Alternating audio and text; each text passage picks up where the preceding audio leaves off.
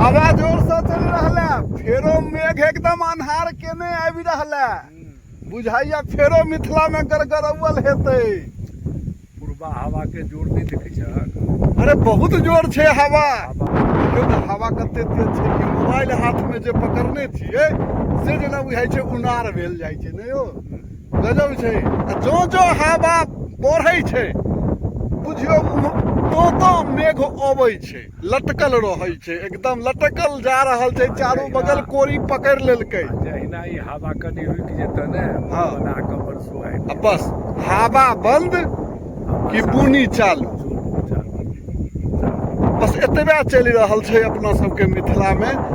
तो अहाँ सब तो बाहर रहै छियै, ओतऽ हेतै एकदम सुनि रहल छियै। हमहूँ सब गाँव में रहि के बुझै छियै कतऽ गर्मी कते पड़ि रहल छै, सबटा ठेकान अइ। या भगवान सब कहैत रहै छनि हम सब गाँव में जे कि हमर सबके हे जे छथिन